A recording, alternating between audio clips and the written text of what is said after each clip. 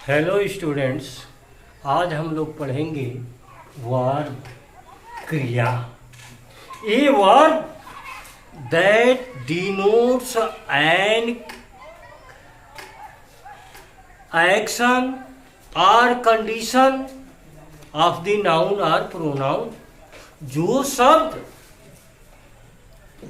संज्ञा एवं सर्वनाम के कार्य अथवा स्थिति को प्रकट करती है उसे हम वर्ब कहते हैं। जैसे दे प्ले,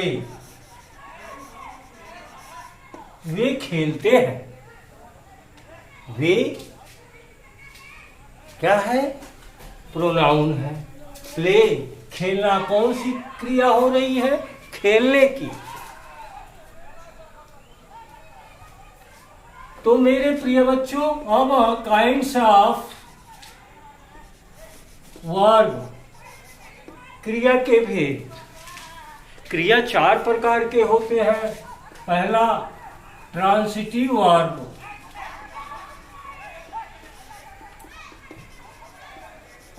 ट्रांसिटिव वर्ब सकर्मक क्रिया। इंट्रांसिटिव वर्ब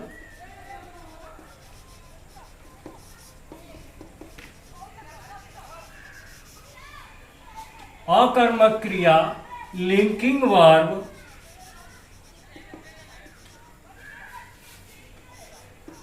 योजक क्रिया। और फोर्थ है ऑक्सिलियरी वर्ब।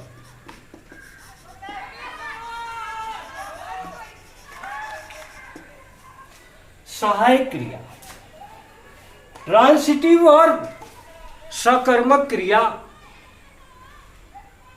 जिस वर्ब को अपना अर्थ स्पष्ट करने के लिए कर्म की आवश्यकता होती है उसे हम ट्रांसिटिव वर्ब कहते हैं। जैसे ही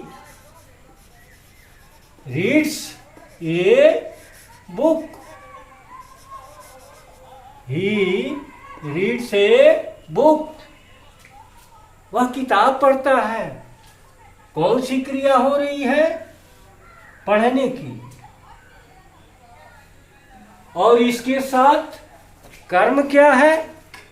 बुक। ऑब्जेक्ट किसे कहते हैं इसको भी जान ले। क्रिया का प्रभाव जिस नाउन अथवा प्रोनाउन पे पड़ता है उसे हम ऑब्जेक्ट कहते हैं। ऑब्जेक्ट यानी वर्ब के साथ हम क्या या किसको जब हम प्रश्न करेंगे वह ऑब्जेक्ट हमें मिल जाएगा। ट्रांसिटिव वर्ब इंट्रांसिटिव वर्ब अकर्मक क्रिया। जिस क्रिया के साथ कर्म न हो, अर्थात जिस क्रिया को अपना अर्थ स्पष्ट करने के लिए कर्म की आवश्यकता न हो उसे हम इंट्रांसिटिव वर्ब कहते हैं। अब देखिए, यही हो, ही रीड्स, वह पढ़ता है। अब इस क्रिया के साथ कर्म नहीं है तो इससे स्पष्ट होता है जिस क्रिया के साथ कर्म हो ट्रांसिटिव वर्ब, और जिस वर्ब के साथ ऑब्जेक्ट न हो इंट्रांसिटिव वर्ब। लिंकिंग वर्ब योजक क्रिया।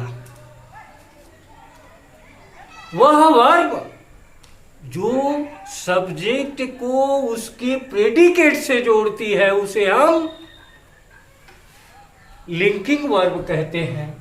जैसे दिस इज ए बुक।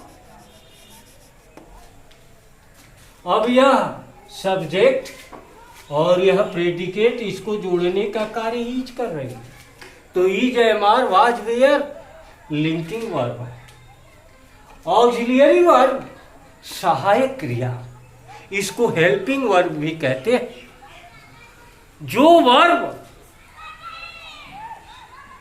काल निर्धारण करने के लिए, टेंस बताने के लिए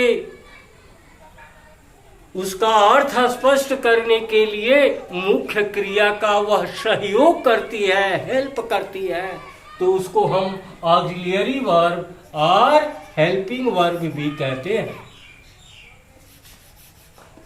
हेल्पिंग वर्ब सहायक क्रिया, जैसे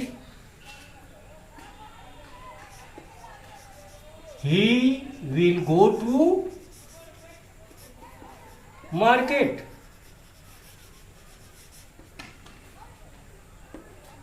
the boys are playing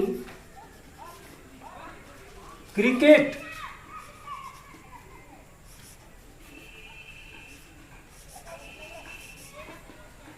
अब देखें, यह गो मेन वर्ब है और इसका अर्थ स्पष्ट करने के लिए मेन वर्ब का सहयोग भी कर रही है और टेंस का भी निर्धारण कर रही है।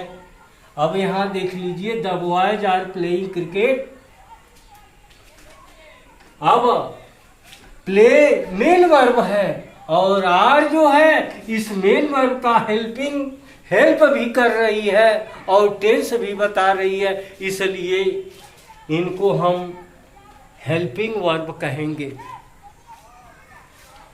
अब जो है फॉर्म ऑफ वर्ब, क्रिया की अवस्था। क्रिया की 3 अवस्थाएं मुख्य रूप से होती हैं। पहला होता है प्रेजेंट फॉर्म। प्रेजेंट फॉर्म, इसको हम फर्स्ट फॉर्म भी कहते हैं।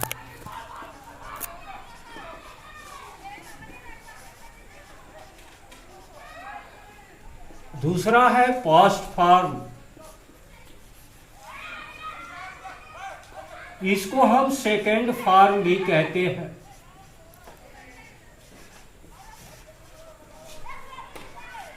तीसरा है पास्ट पार्टिसिपल,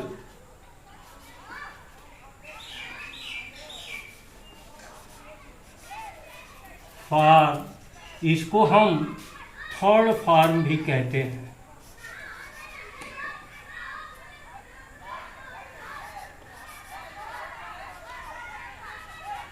फर्स्ट, सेकेंड और थर्ड। देखिए, किसी घटना और संबंध और कार्य को 3 अवस्थाओं में प्रकट किया जाता है, जिसे आप present form, first form, past form, इसको सेकेंड फॉर्म कहते हैं। थर्ड है पास्ट पार्टिसिपल फॉर्म, इसको थर्ड फॉर्म कहते हैं। तो आप फर्स्ट सेकेंड फॉर्म को तैयार कर लेंगे।